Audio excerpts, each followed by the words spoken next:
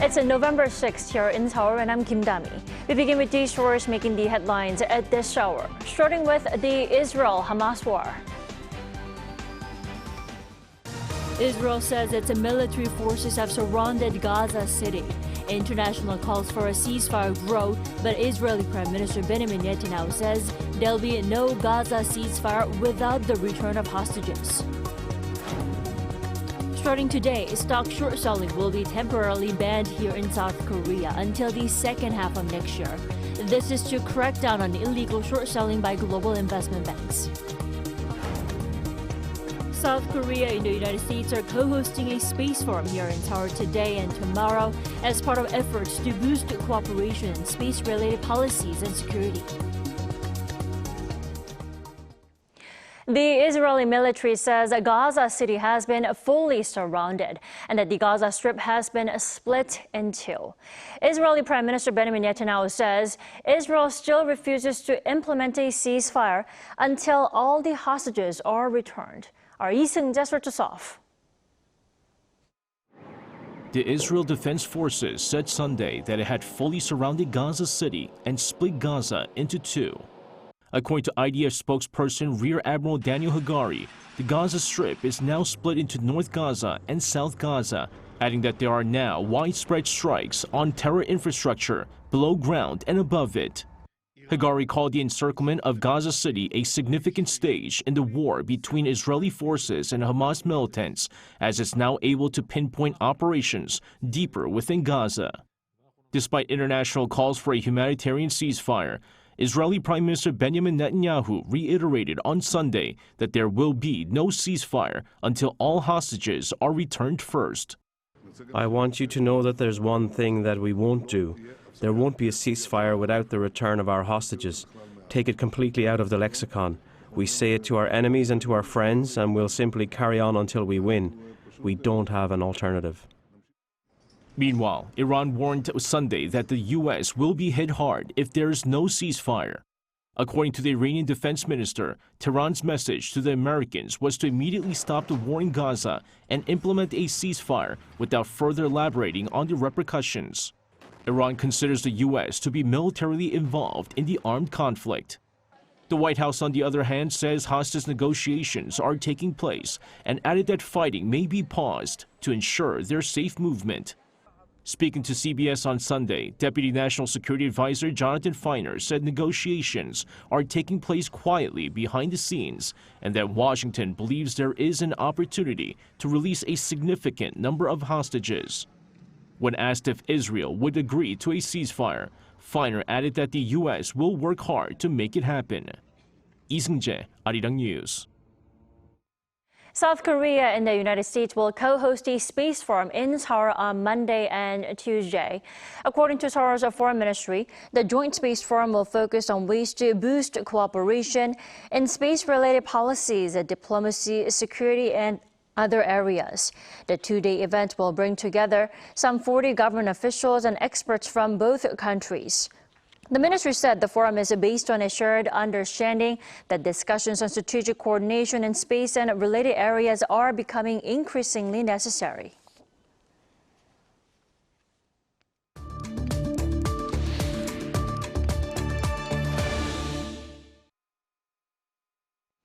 North Korea over the weekend designated a holiday to mark the test firing of its Hwasong-17 intercontinental ballistic missile last year. That is November 18. Let's talk more about this Missile Industry Day with Mark Barry this morning. Welcome back. Yes, thank you, and I apologize for the Skype problems and that I have to connect by phone. No worries, it sounds clearly perfect. Now, what's the point of designating such a holiday? Is this a usual move of the North?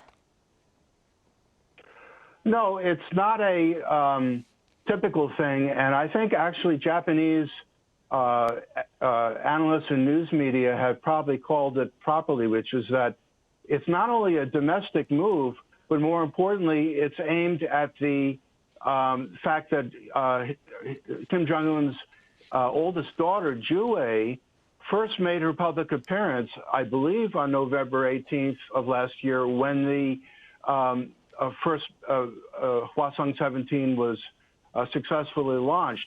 So I think rather than showing off the missile launches per se, which the whole world will see and know about anyway, it's really a way of saying to the domestic audience in North Korea that there's a tie-in between his oldest daughter, Jue, who increasingly is being thought as being maybe the likely successor, not just a potential.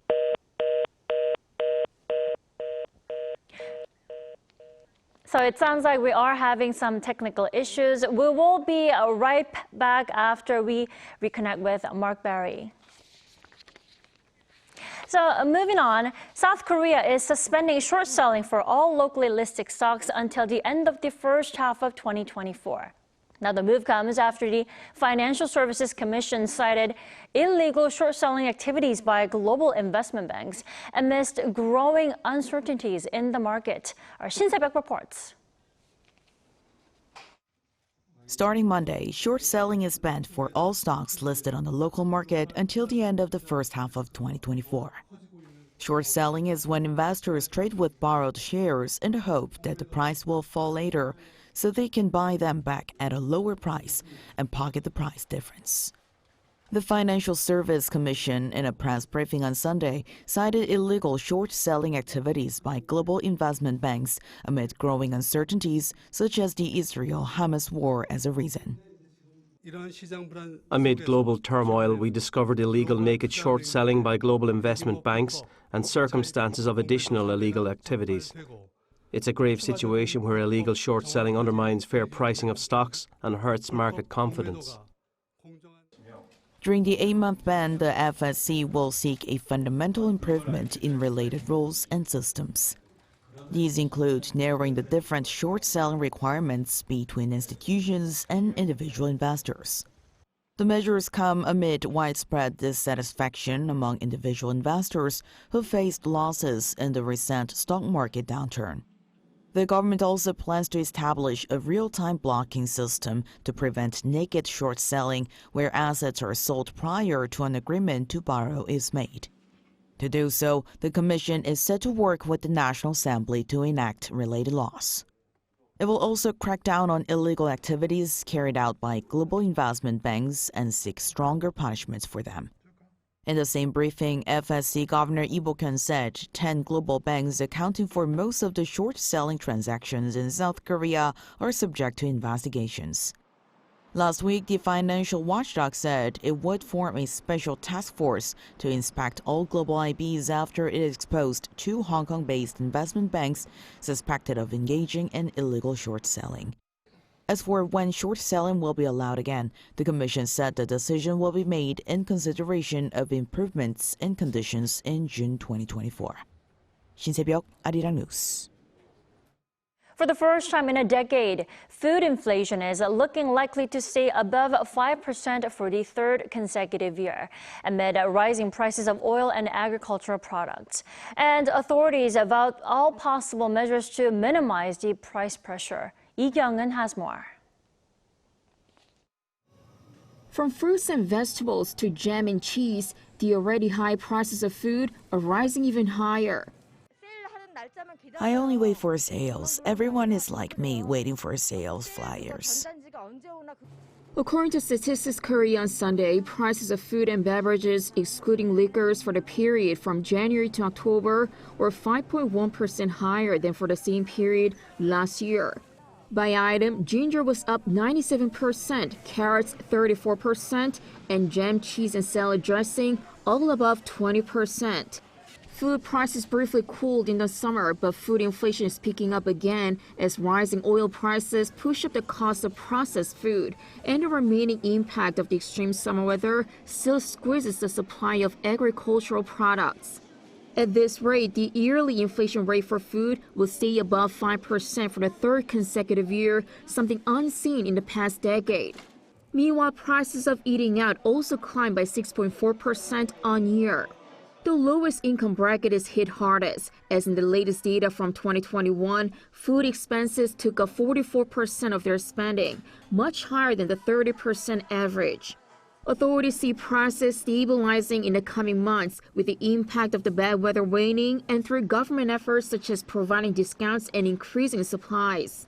The Agricultural Ministry is also set to run a task force to manage 7 key food items, including instant noodles, bread, snacks, coffee, sugar, milk, and ice cream. Young-eun, Arirang News. So let's pick up where we left off, where we were just discussing about North Korea's designation of missile industry with Mark Berry. Welcome back, Mark.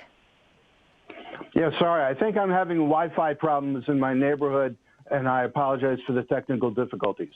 No worries. So let's talk about the day, Missile Industry Day. There is also speculation that the regime may go for its third attempt to launch a military spy satellite on that day on November 18.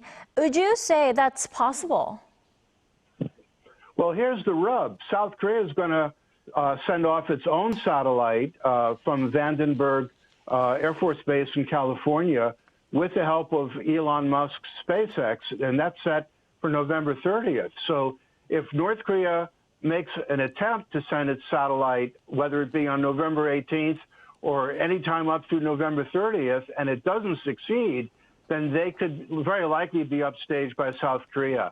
So it's a very big risk for them to do so. But at the same time, we have to anticipate that they're going to do it at some point, and presumably between now and the end of the year. Definitely, because making that launch attempt successful is one of the regime's the goals to finish within the year 2023. And yes, absolutely. Also, North Korea has reportedly backed Russia in its war against Ukraine by providing military aid. And also, as far as intel agency says, Kim Jong-un recently ordered his officials to find ways to support Palestine. Now, what's the North's motive behind getting involved these two wars? Well, let's be clear that North Korea has always supported the Palestinian cause, but without stating a preference for the PLO, which is the official leadership of the Palestinian Authority in the West Bank, Ramallah with the capital, and Hamas. But at the same time, the weapons that have been found into the arsenal of Hamas, Israel says only about 10% of the weapons that they captured after October 7th were from North Korea. Another 10% were from Iran, and the remainder was made within Gaza. So North Korean weapons find their way in.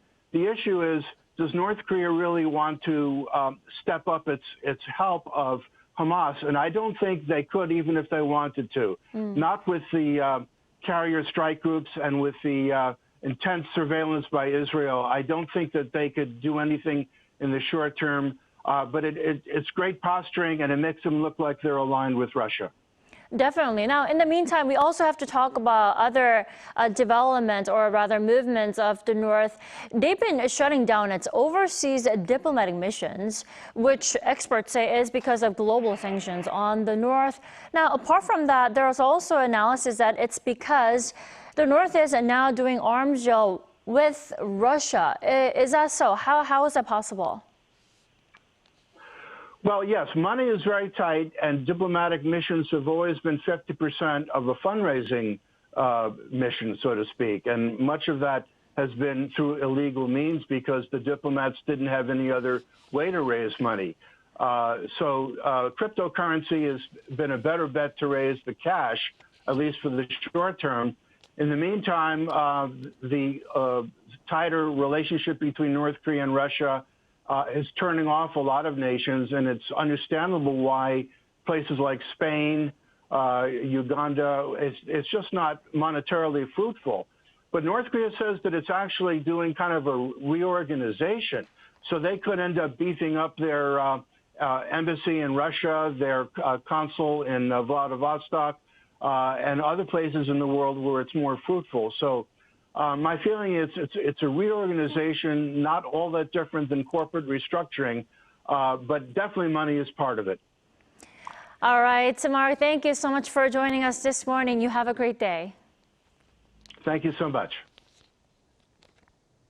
And the month of November and into December is a period of greater caution due to seasonal wildfires. Now, drier conditions in autumn increase that risks. Accordingly, the Korea Forest Service has prepared measures and efforts for prevention. Lee In-jin tells us more. When a forest fire breaks out, a high-performance fire extinguishing vehicle is the first to be dispatched. But when the fire breaks out in an area with limited road access, a fire extinguishing helicopter is sent to the scene. Fire departments carry out training for such scenarios to prepare for the most efficient and quick response.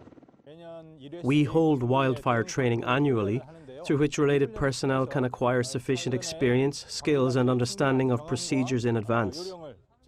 In Korea, on average, there are around 35 wildfires in autumn, which makes up 7% of the average annual forest fires. But just last year, that figure almost doubled, with some 66 wildfires that caused damage to roughly 230,000 square meters of land. And authorities are anticipating a similar situation for this autumn. According to the Forest Ministry, the greatest contributor to these forest fires in autumn is the seasonal increase in people visiting the mountains for trail hiking. And with the end of COVID-19 restrictions, there has been an upsurge in festivals and gatherings, which adds to the risk of fire. The Korea Forest Service plans to take tailored preventative measures against the common wildfire outbreak risks. These include monitoring and controlling entry to hiking trails that are vulnerable to forest fires, as well as using artificial intelligence and advanced CCTV to crack down on activities that could cause fires. We're seeing the risk of forest fires at its highest. We will strengthen tailored preventative measures for each cause, as well as make full efforts with advanced monitoring. Authorities have designated the period between November 1st and December 15th as a fire caution period. During this period, the Korea Forest Service will be operating an emergency reporting system where forest fires can be reported through 119 or 112. Lee In-jin, Arirang News. More and more K-pop songs nowadays include English lyrics, which a recent study calls a trend within K-pop. Then what do fans think about it? Our culture correspondent Song Yu-jin has this report. I'm super shy, but wait a minute while I make you mine, make you mine. A sidestep right left to my beat. I like the moon rock with me, baby. These songs show a growing trend within the K-pop industry, more English lyrics. A recent study found that K-pop songs that charted in the top 400 of Circle Chart, a Korean album sales tracker, in the first half of this year had more English lyrics than 5 years ago. This is mainly because more people around the world are listening to K-pop. In the past, the genre was mostly for listeners at home. But with the global success of artists like Psy, BTS, and Blackpink, K-pop now has a global fan base. The key to popular music lies in connecting with the audience. Incorporating English lyrics can help establish that connection in America and Europe. This way, K-pop can have a broader international appeal. This is also the reason why girl groups incorporate more English lyrics. Female K-pop stars tend to hold a more diverse global fan base than their male counterparts. They're using English more to reach a wider audience. The share of English lyrics in girl groups like Blackpink or New Jeans, who are targeting international markets, is higher than that of IVE, focusing on the local audience. What do fans think about this? Some welcome this change, while others raise questions about its necessity. I think it makes it more marketable to the English speakers internationally. So it makes K-pop more known to the other countries besides Korea. And I think most people listen to K-pop so that they can engage with Korean culture. So I think it would be nice to keep the two separate. I don't need to always know what every word means, because I think the difference between solely Western music versus K-pop music is that you get the sense, the tone, the feeling that they're trying to evoke in the song without even having to know what the meaning of the word is. And so with K-pop going global, the role of English lyrics is a subject of both celebration and debate among fans. Song Yu-jin, Arirang News.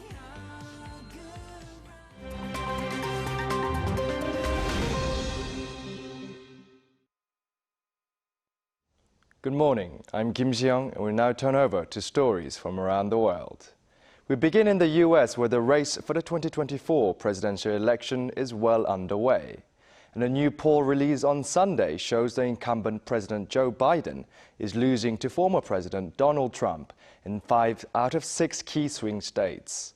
The two are expected to be the main candidates in the next year's election. The poll conducted by the New York Times and Siena College showed Trump was ahead in Arizona, Georgia, Michigan, Nevada, and Pennsylvania, while Biden only led in Wisconsin. Voting results from these 6 swing states are instrumental to a candidate's win in most presidential elections. Voters in those states expressed dissatisfaction towards Biden's handling of the economy and saw his age as an issue as well. However, Biden campaign spokesperson Kevin Munoz stated that predictions more than a year out tend to look a little different a year later. Now, moving over to Nepal, where search and rescue operations continue after a magnitude 5.6 earthquake collapsed houses and caused infrastructural damage in the northwest of the country on Friday. According to reports, at least 157 people died and 375 were injured in the quake that hit rural Gaza and West Rukum, some 500 kilometers from the capital Kathmandu. A Nepalese police spokesperson said the earthquake was the country's deadliest since a 7.8 magnitude quake in April 2015, which left 9,000 dead and over 20,000 injured. Gaza, the area closest to the epicenter, has a population of 190,000 scattered across hills in remote areas. Authorities have expressed concerns that the death toll may rise as rescue operations continue. Now to Europe, where an 18-hour-long armed hostage situation came to an end without resistance at Germany's Hamburg International Airport on Sunday local time. According to reports, a 35-year-old Turkish citizen on Saturday drove through a security fence and onto the airport's tarmac with his 4-year-old daughter in the vehicle. Authorities said the man fired a weapon twice and threw burning bottles from his car, which he had parked under a plane. A police spokesperson said the man had acted in protest over a custody dispute with his wife over the care of their daughter. Airport officials said the incident led to the cancellation of 100 flights, but work was being done to resume operation as quickly as possible. Back to the US, where more than 50,000 runners from around the world took part on Sunday in the 52nd edition of the New York City Marathon. It is the last of the 6 World Marathon Majors events scheduled for 2023. Ethiopian Tamirat Tola beat the course record by 8 seconds. Tola, who previously won gold at the 2022 World Athletics Championships, finished the 42.195-kilometer race in 2 hours, 4 minutes and 58 seconds, breaking the record set by Geoffrey Mutai in 2011. Kenyan runner Helen Obiri won the women's title with a record of 2 hours, 27 minutes and 23 seconds.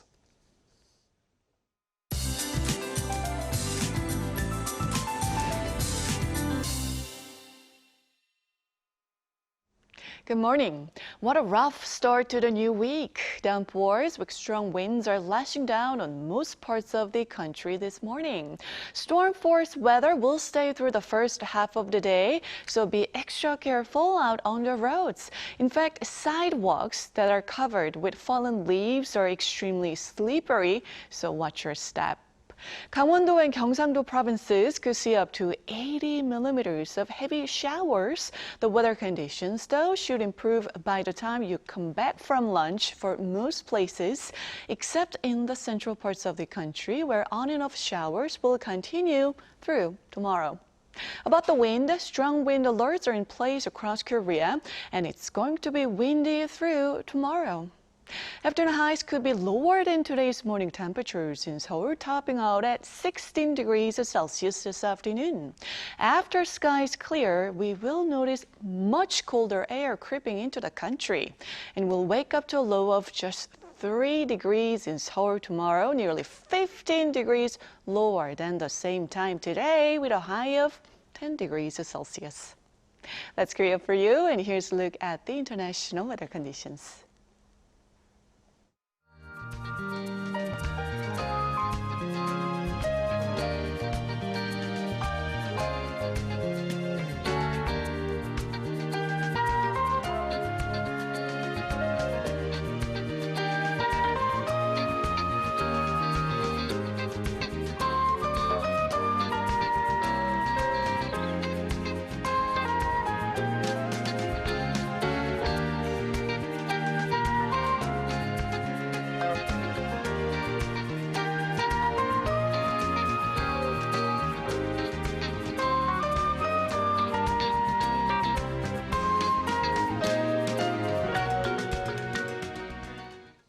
We thank you for watching New Day at Arirang. We'll be back tomorrow for Tuesday's edition at the same time, 9 a.m. Korea time.